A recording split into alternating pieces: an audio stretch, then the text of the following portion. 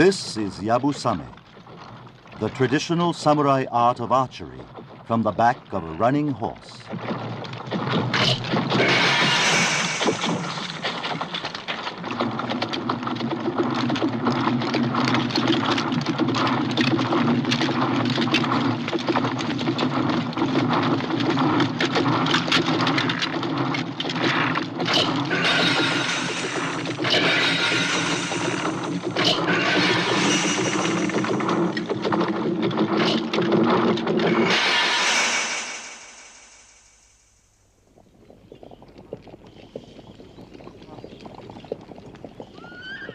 The samurai warriors of ancient Japan lived with a philosophy unique in the annals of mankind. It was to pledge their very lives as an act of loyalty to their lord. To sacrifice one's life for his master was for the samurai the most glorious death. And so they lived each day with a constant desire for beauty in death.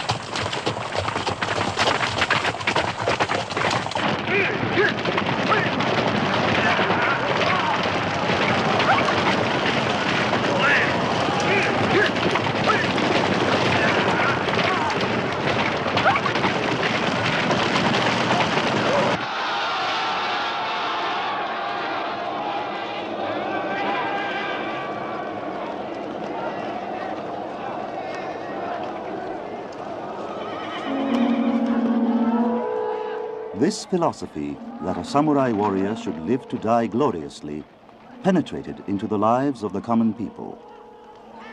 It is through this philosophy, this spirit of the Japanese, that Budo, the martial arts of Japan, including Kendo, Karate-do, Judo, and Aikido, have been handed down to this day.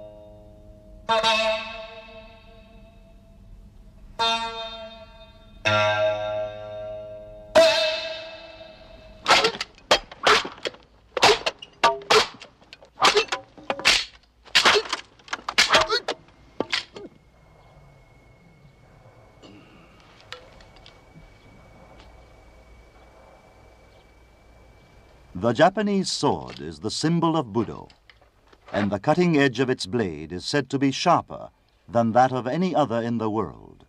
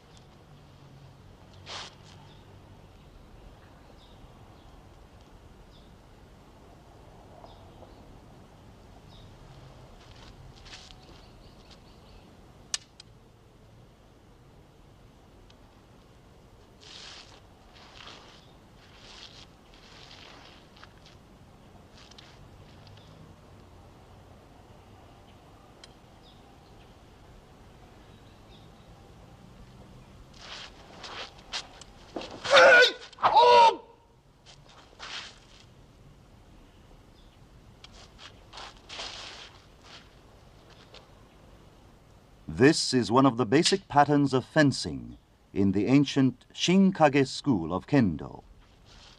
The object is to avoid the opponent's sword and to reply instantly to his blows. As real swords are used, great skill is required, as the least mistake means certain death.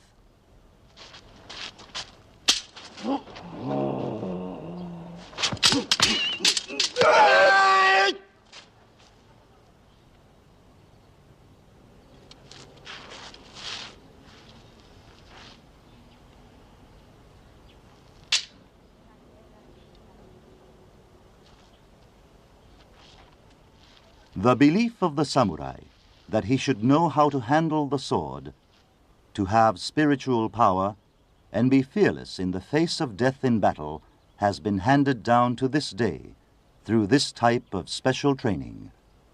Training which must be continued day after day.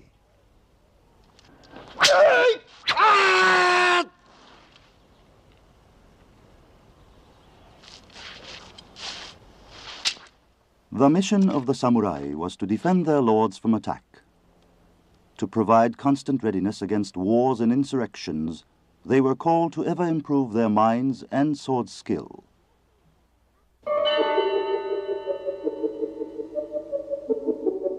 Japan is blessed with the 4 beautiful seasons: spring, summer, autumn, and winter, the variety of which gives various influences upon the human mind.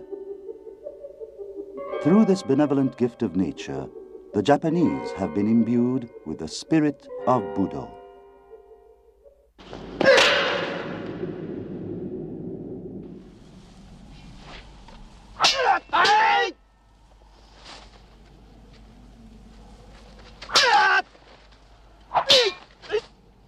As only the warrior class were privileged to use the sword, the less fortunate had to devise other means of defending themselves from the violence of the sword.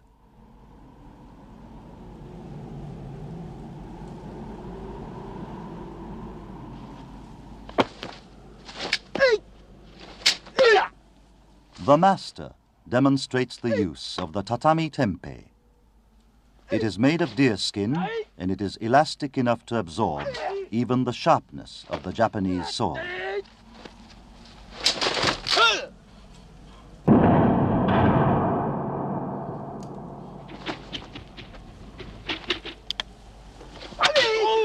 Tonfa, made from the hardwood of the oak tree, allows one to shield himself from the cutting power of the sword, while at the same time it has the unseen power of killing one's opponent with a single blow.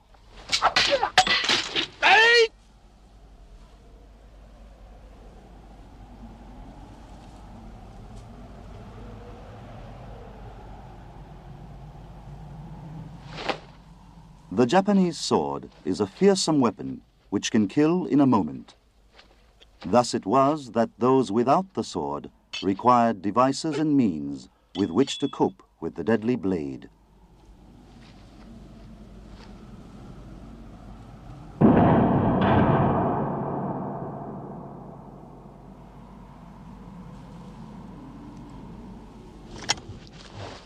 This weapon is called nichogama, consisting of 2 sickles, a farming implement which may be found anywhere.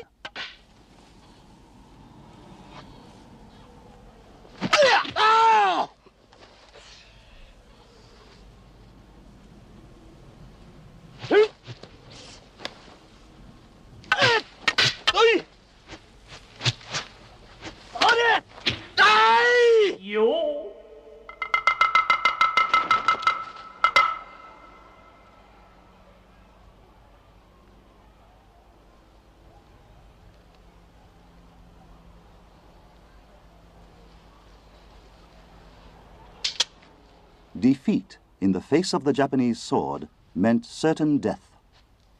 As the only means of defending oneself against the sword when it resorted to violence was to beat down the opponent. It was therefore vital that one had to train himself severely to master techniques surpassing the samurai.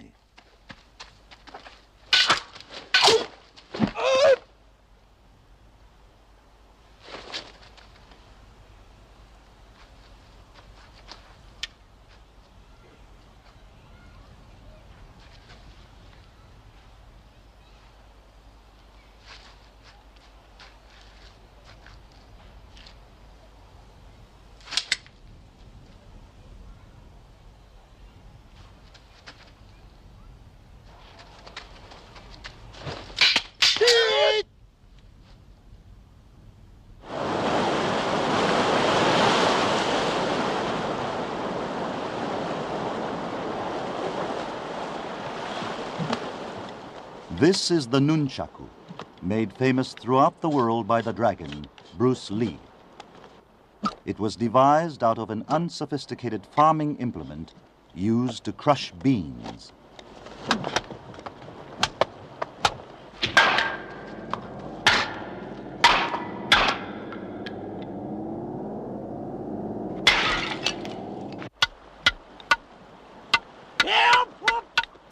Thus, the common man developed various weapons in response to the need to protect himself from the violence of the sword.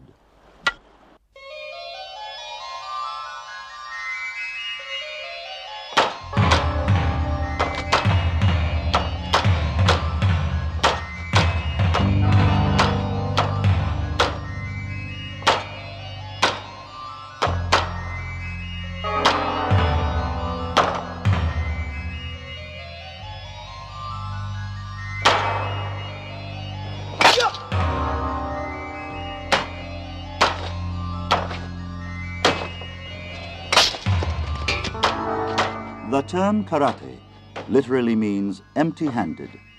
In reality, it is the human body which has been converted into a lethal weapon.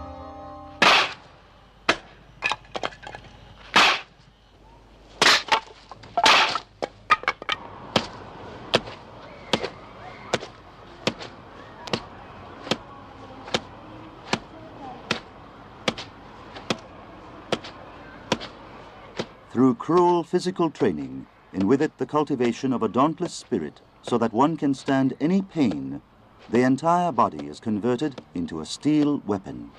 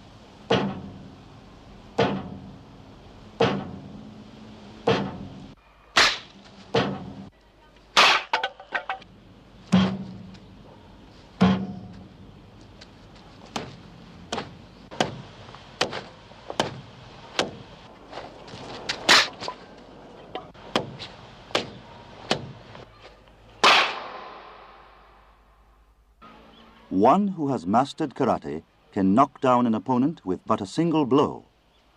The process to attain this mastery is long and tedious. There is no other means but patience and superhuman effort.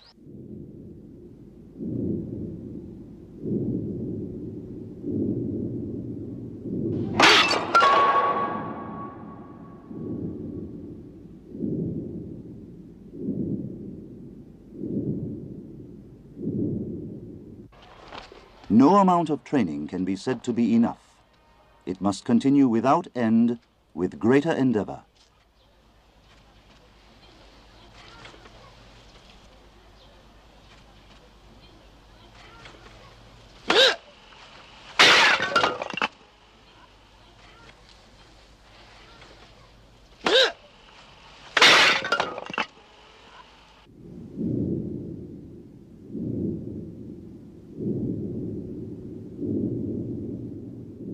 His hands, strengthened and steeled through severe practice, can cut as a sharp-edged knife. Once he concentrates his full mental powers on a given target, his hand shows its true strength.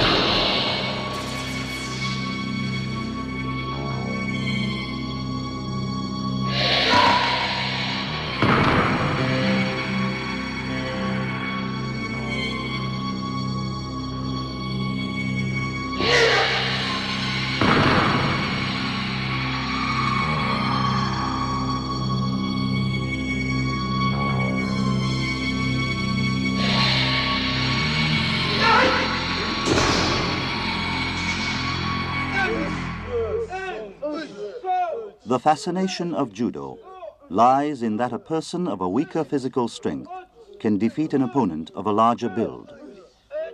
Judo is a simple hand-to-hand fighting technique devised by the unarmed for the purpose of self-protection.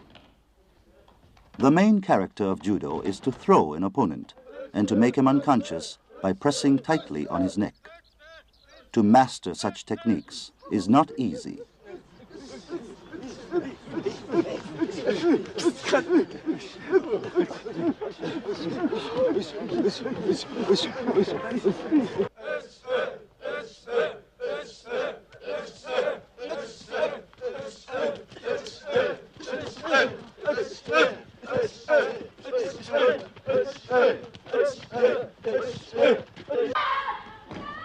It goes without saying that the indispensable factor in judo is the training of the body.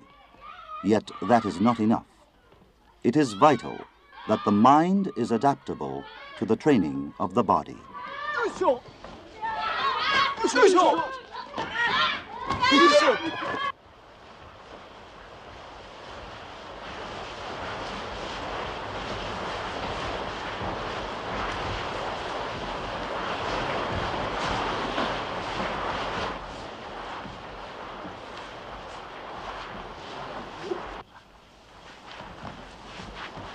Both pain and agony to the body and mind are basic to the training in Budo. Discouragement only means the defeat of the mind. One does not quickly learn that judo teaches only through pain and effort.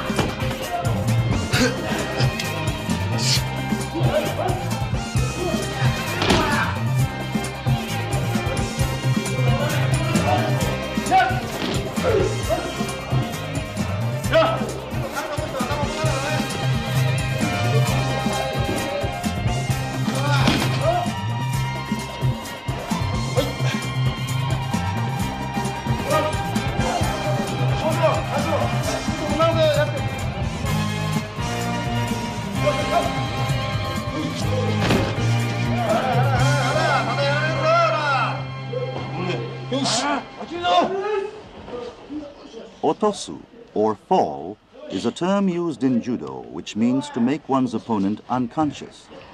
Should one lose consciousness through an opponent's momentary violent pressure to the neck, choking him, he will die if left alone.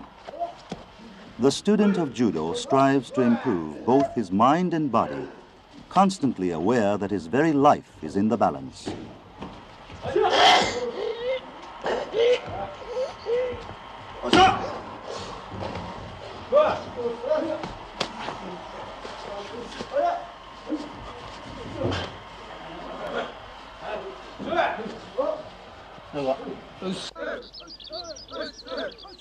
To attain the black belt is but a symbol of having passed the first chapter of the philosophy of Budo.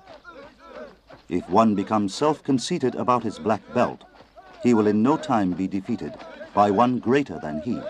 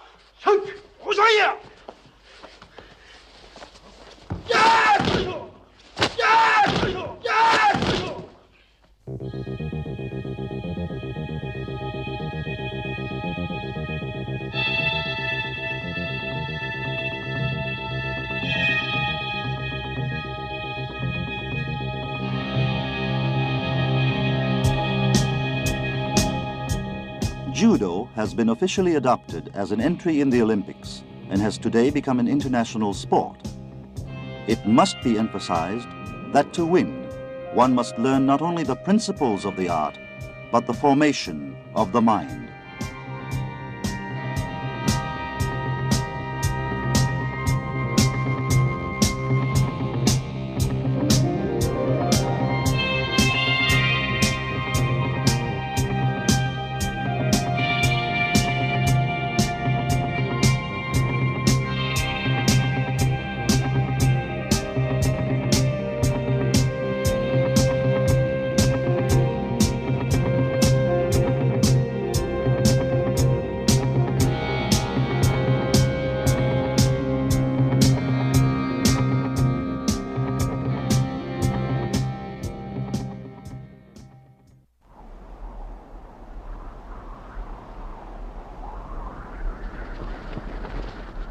This is naginata.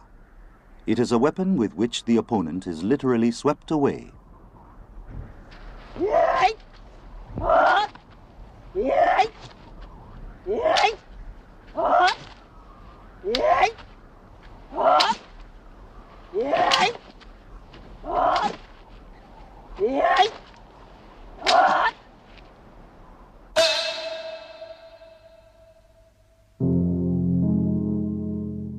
Naginata is another form of Budo, being peculiar to the Japanese woman.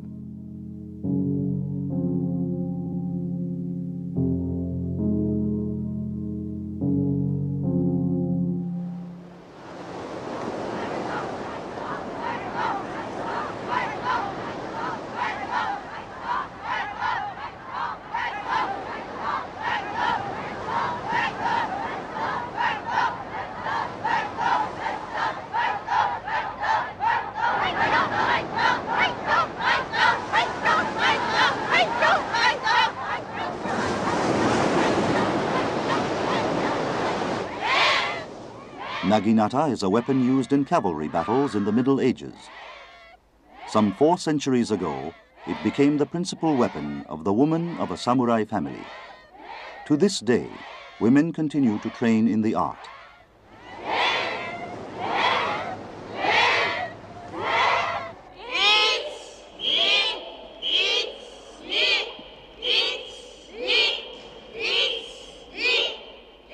The polishing of the training hall is but another way to purify and strengthen the mind of the trainee. The women brandish naginata in their pursuit of spiritual beauty rather than physical strength.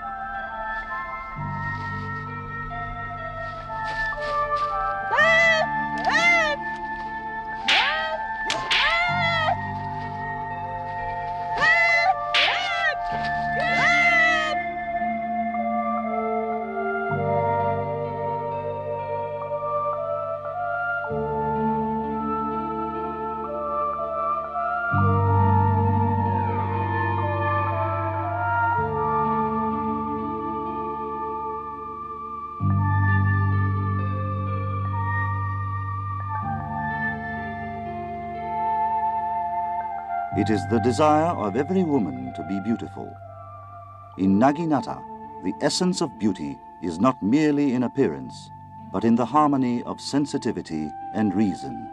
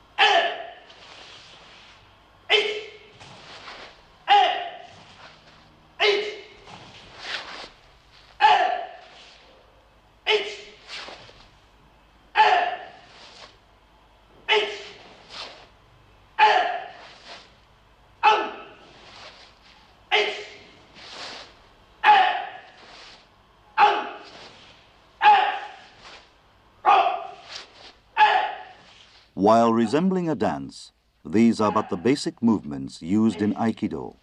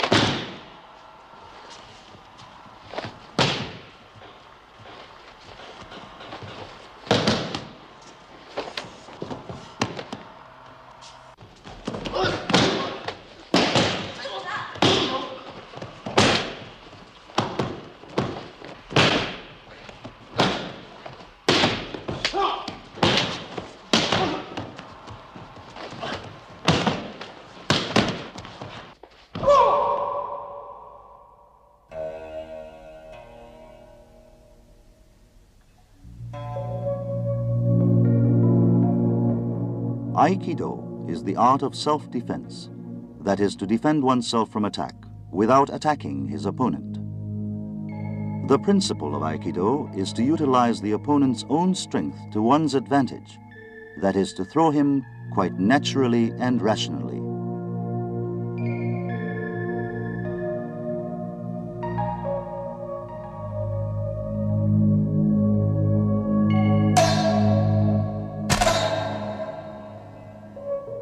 Avoid a falling rock.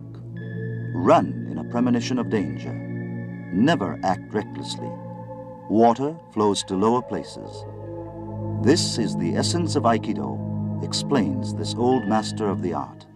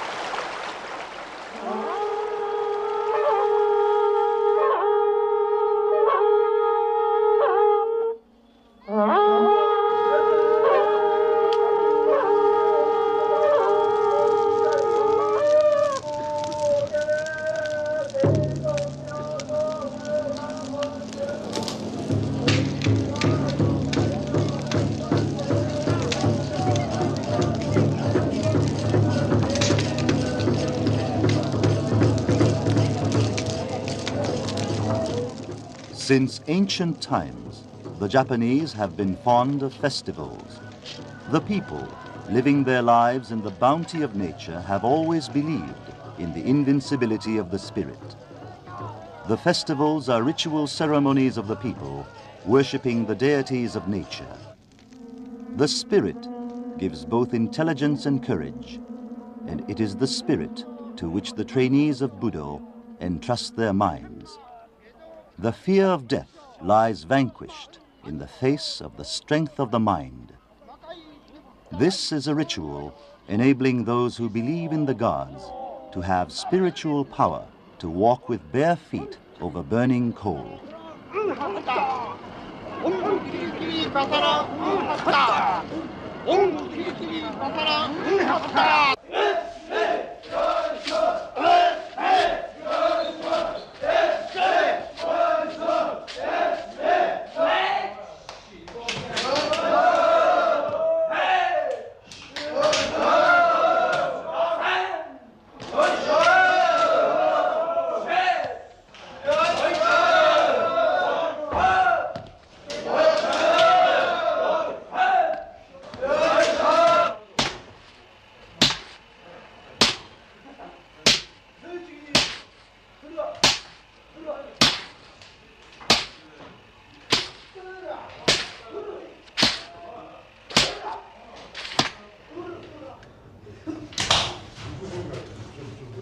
Sumo, another form of Budo, is very popular to this day.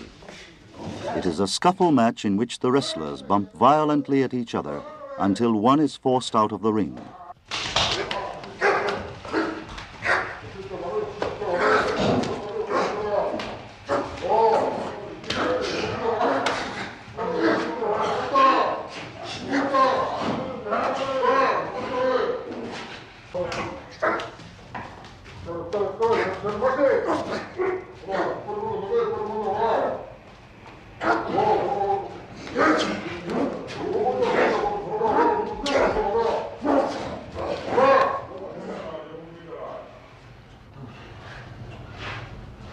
Centuries old, sumo is the national sport of Japan today. It can be said that the momentary power that is exerted at the instant of collision is far stronger than any other similar fight in the world. Constantly improving both their techniques and mental powers, the sumo wrestlers undergo severe training, even to the point of cruelty. Yet this severity is indispensable in the accomplishment of Budo.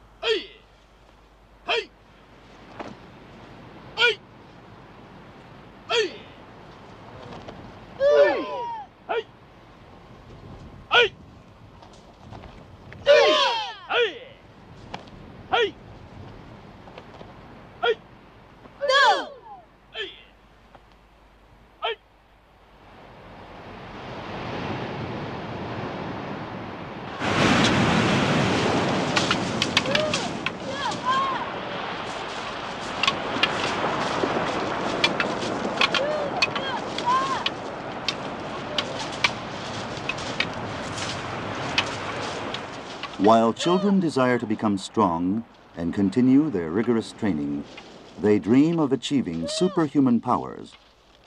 Their purity of mind and intention permit them to accurately learn the various techniques. As long as there are successors as these, the art of Budo will be handed down through the ages.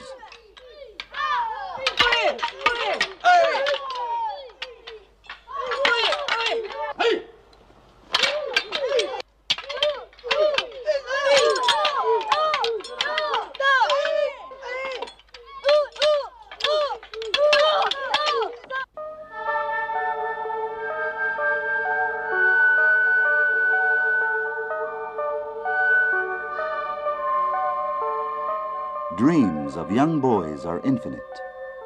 The new dawn rises on yet another tomorrow.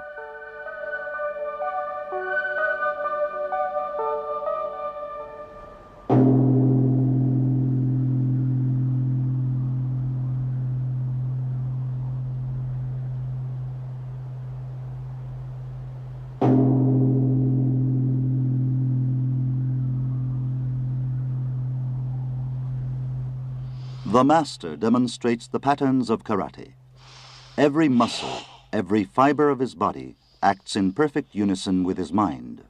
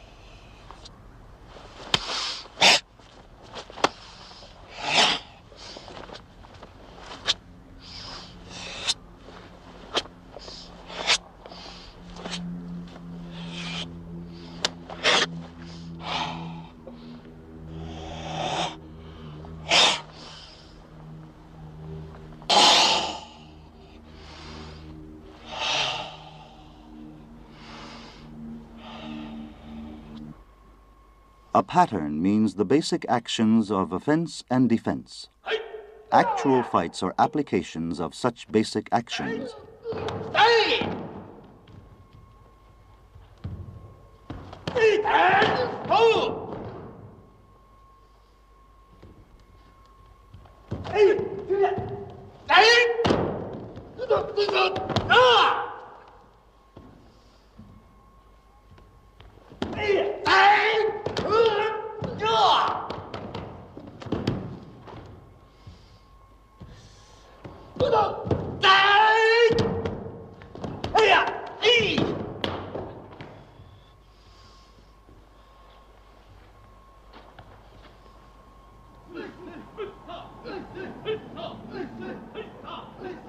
To strike first brings certain victory. This is an all-important lesson of Budo. With its principle being the destruction of an opponent with one blow, karate is no exception from this rule. It is therefore that the training must be extremely severe.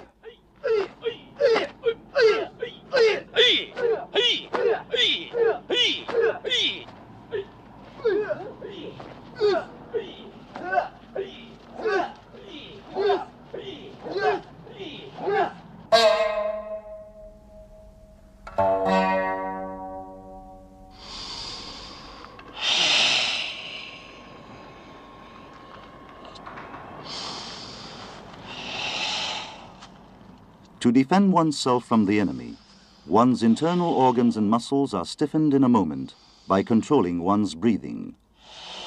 In the next instant, he can act offensively through the momentary power. The secret lies in the fact that one's entire body becomes a weapon.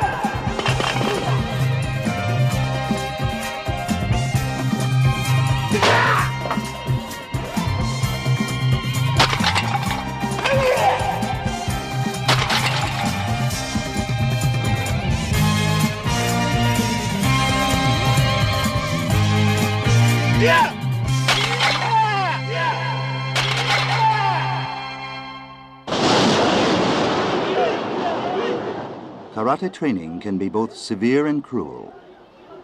Yet a sword can take away a life with one swing. In order to be victorious over the sword, karate trainees must plunge themselves into the cruel practices which at times seem thoughtless and reckless. Only in this way can they truly learn for themselves.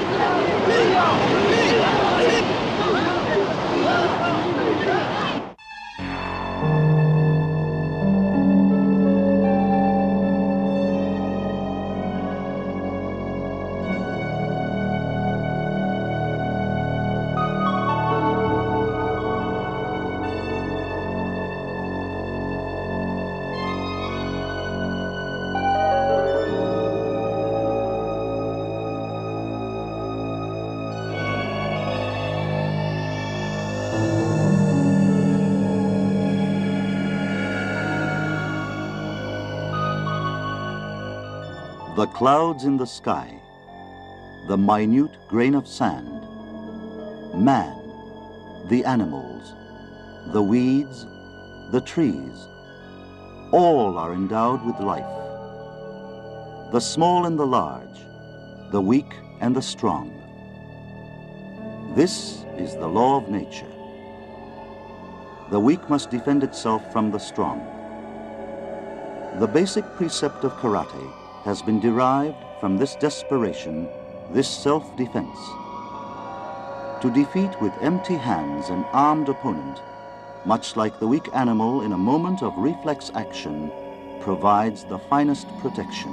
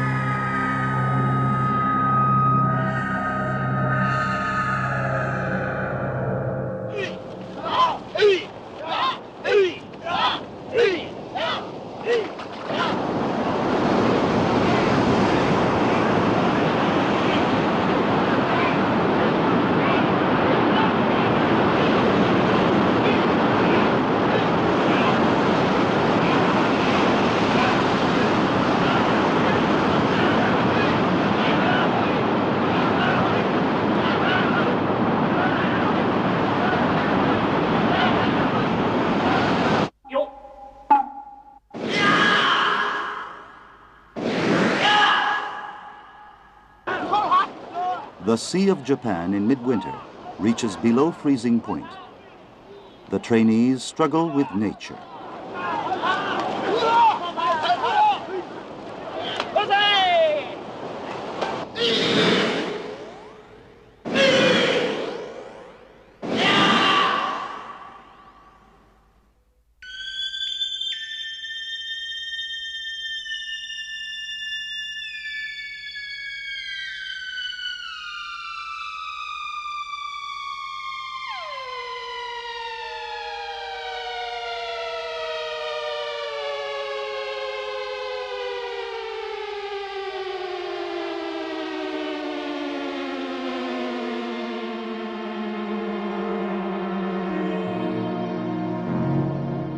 This pattern in karate is called the white crane, devised from the delicate movements of the great winged creature.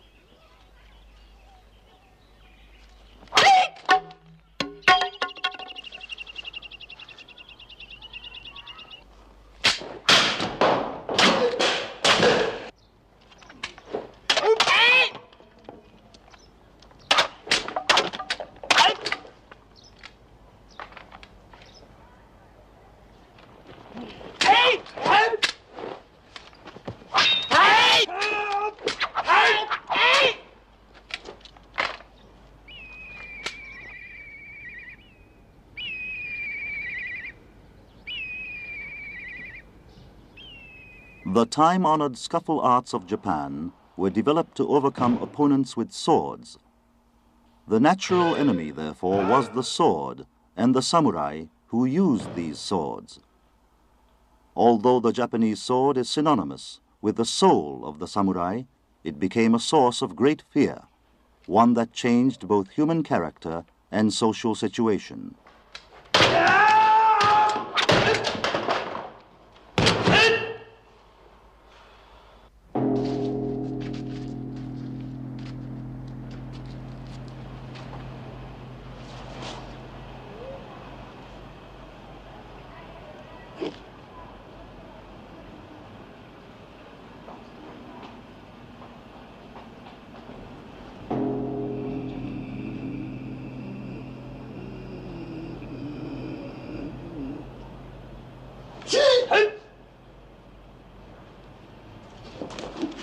When one has a weapon, it is easy to delude himself into believing that he is better than his opponent. To be a samurai means to avoid this self-conceit and to constantly train oneself to face death. While they fight freely with wooden swords, should one of them forget to hold back just before making a hit, the other would be maimed for life.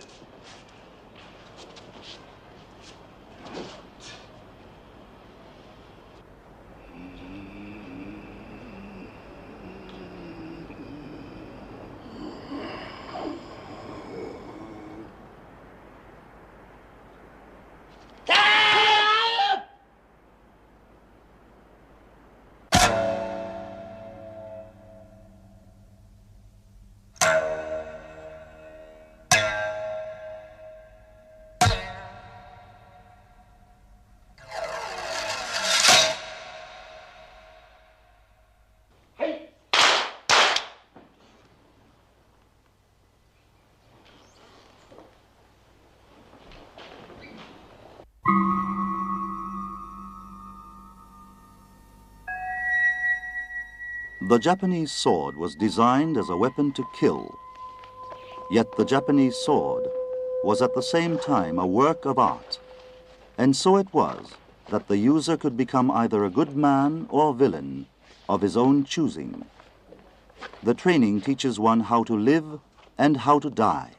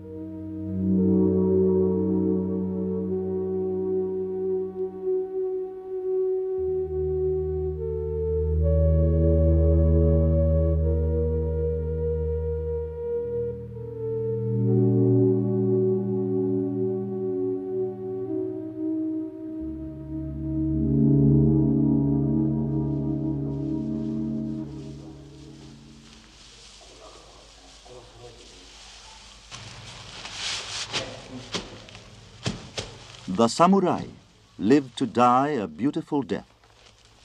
In this life philosophy of the samurai lies the typical mind of the Japanese man.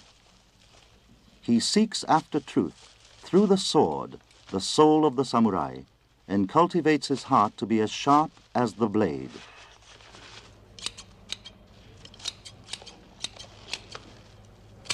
These are the stalks of the rice plant, the staple food of the Japanese.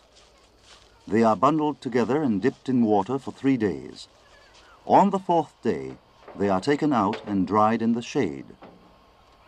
The bundle has become softened to the same stiffness of the human neck. That it can be cut with a sword means that the human neck also can be similarly cut.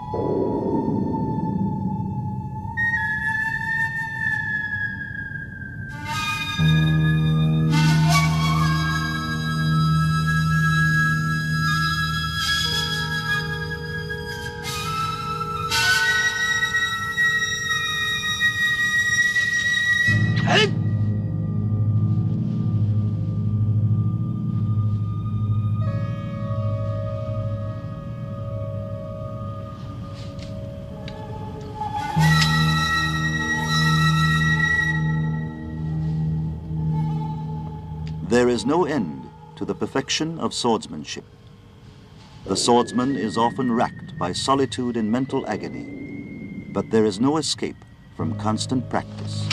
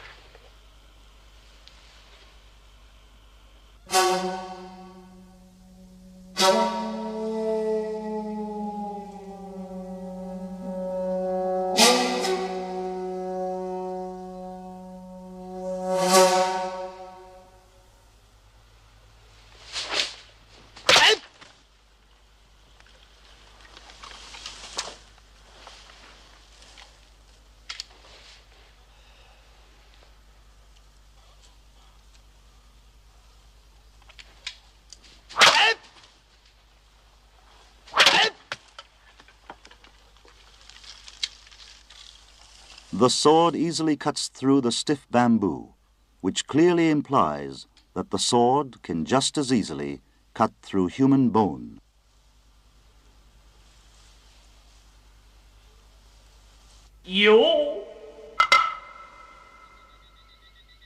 What urges him to practice kendo? Not even he himself knows the answer. He only knows that life itself is a constant struggle.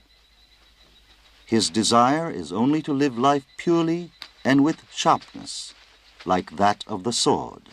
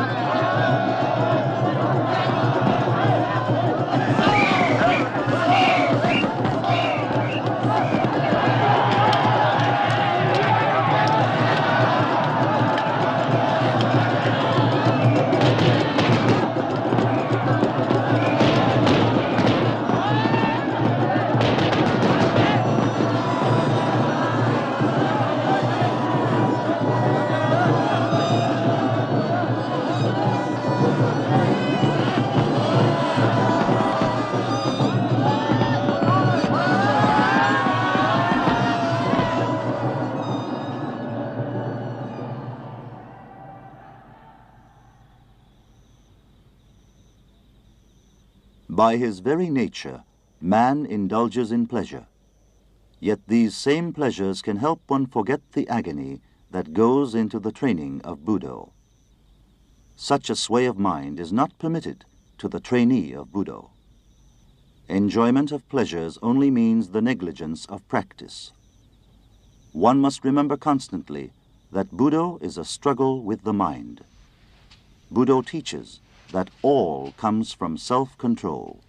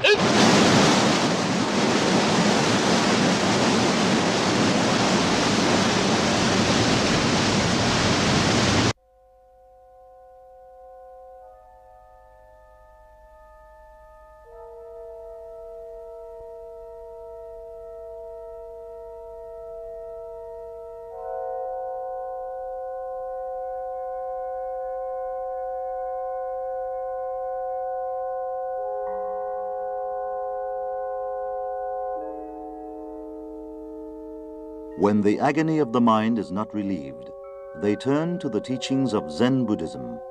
But Zen, too, like Budo, is limitless.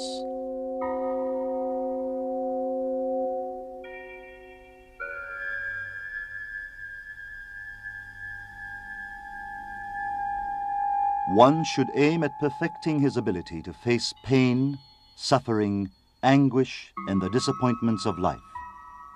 Thus he will attain inner peace. Zen has neither a philosophy nor an ideology. Through rigorous ascetic training, one can hope to achieve enlightenment. Here one is freely beaten in order that he might rid himself of self-deception and see clearly the merciful love of the Buddha.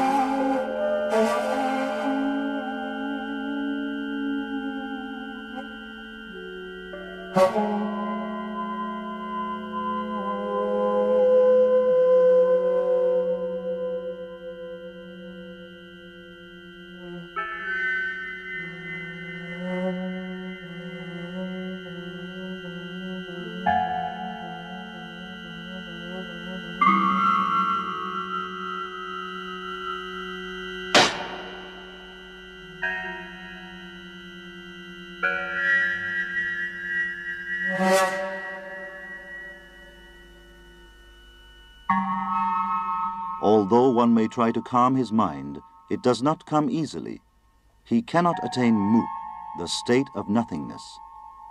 There is no way to perfection but through patience and effort.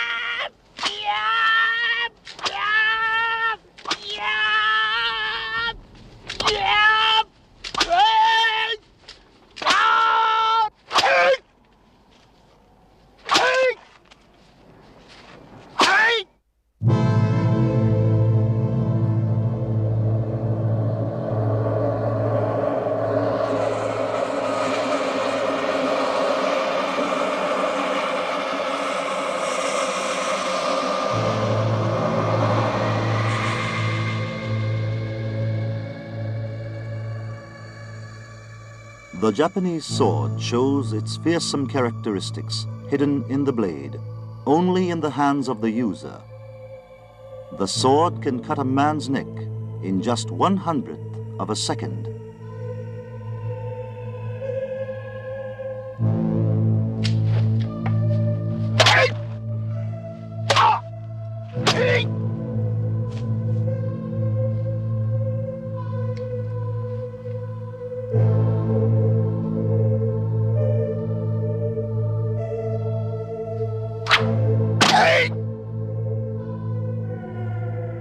This is the shocking 1/100th of a second.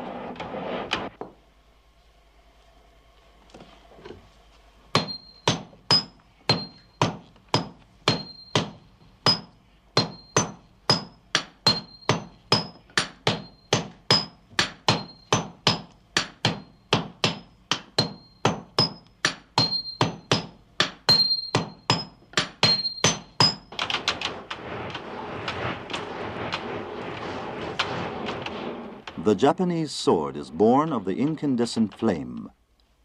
It has been endowed with life to kill. Its blade holds the power that manipulates the destinies of men. The swordsmith earnestly strives towards the sharpness of the blade, while at the same time with a prayer that his sword will live in peace without the shedding of human blood.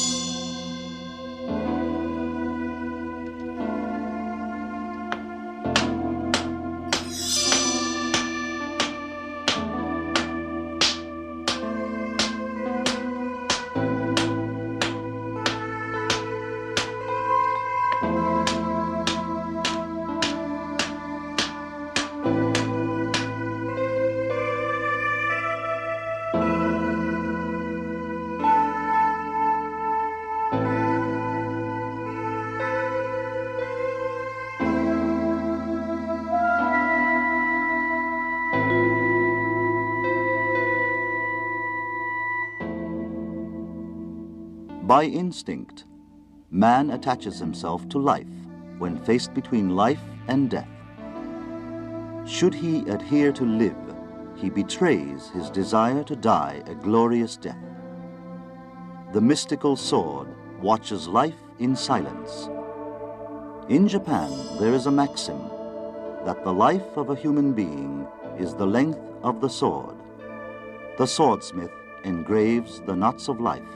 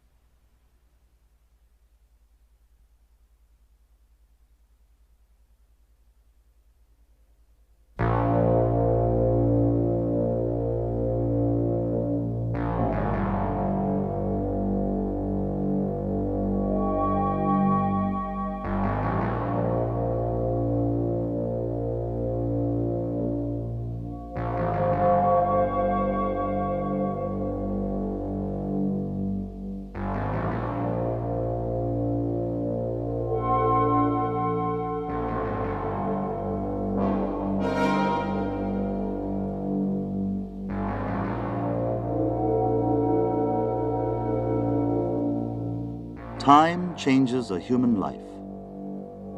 A certain swordsman, having mastered the art without losing his life for half a lifetime, learned in time that he should never draw the sword, not being cut by an opponent and not cutting another, defeating the enemy, winning over his own mind. Such is the spirit of the Japanese sword. He has understood the truth.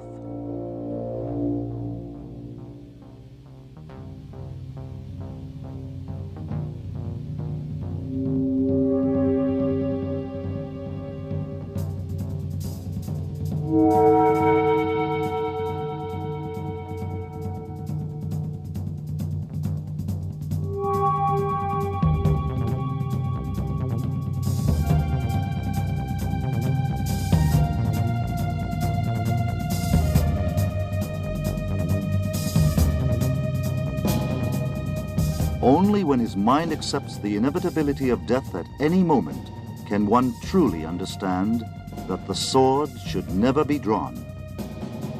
Through the severity and cruelty of the training, one arrives at the truth of Budo, to live life in peace without violence. It is only at the instant separating life from death that the spirit of Budo becomes crystal clear.